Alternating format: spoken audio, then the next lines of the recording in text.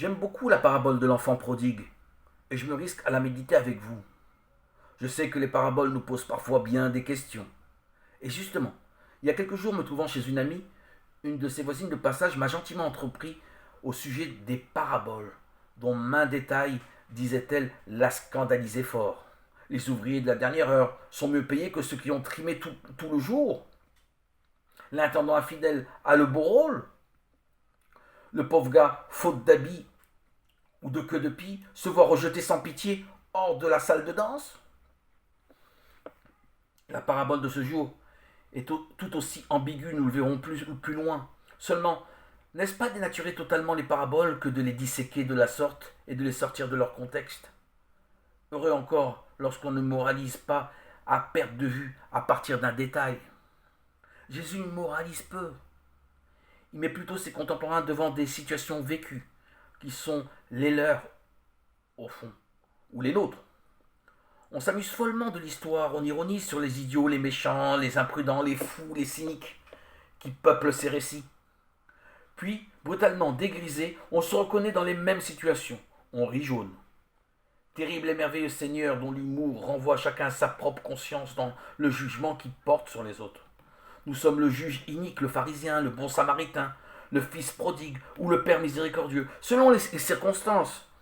Et nous nous reconnaissons fort bien.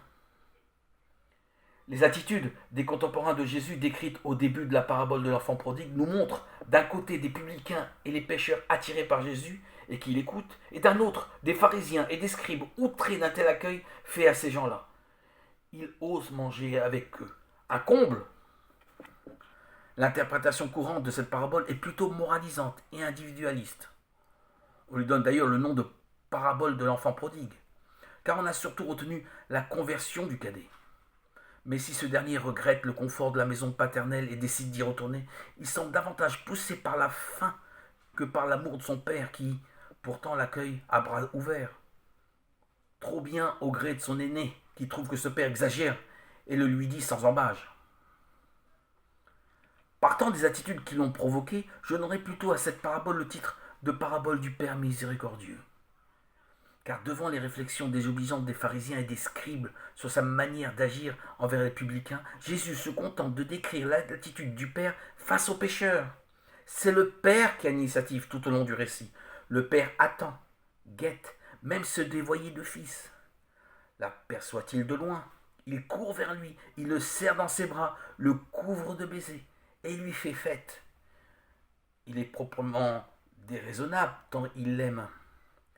L'attitude de son aîné, par contre, elle, est très raisonnable. Cette guape de frère, ce viveur, est par trop bien reçu. Il est clair que la réponse du père ne se veut pas du tout sur ce même registre du raisonnable, mais sur celui de la vie.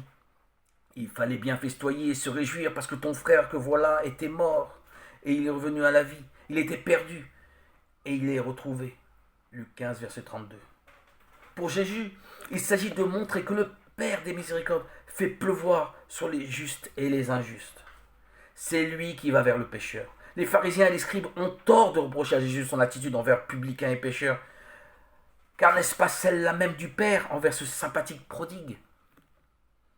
Dans nos vies, face aux pécheurs, aux mal-aimés, aux gens en rupture de banc, quelle est donc notre attitude?